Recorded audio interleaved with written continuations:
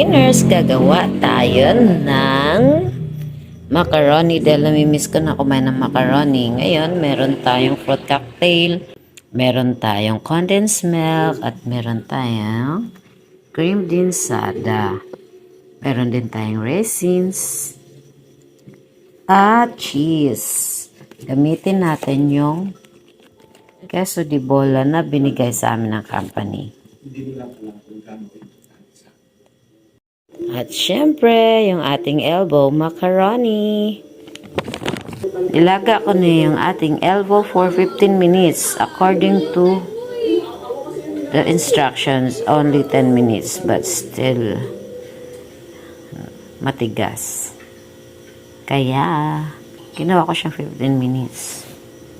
Sana nating paghalu-haluin lahat ng ingredients na meron tayo. Ating creamdensada.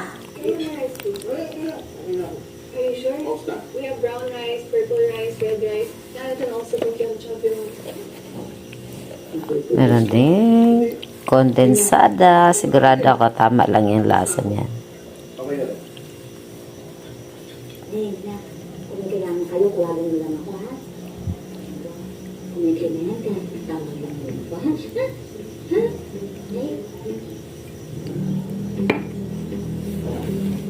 At i-drain muna natin ng ating fruit cocktail.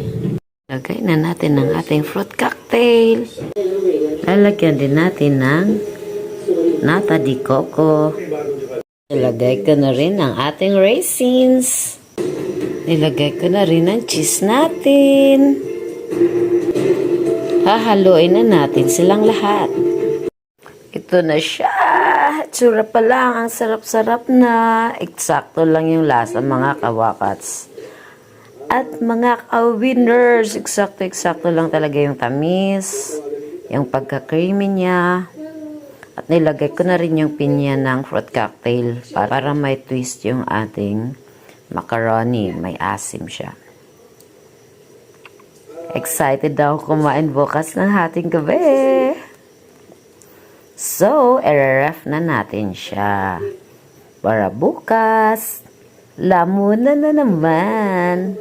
Don't forget to subscribe, like, and share.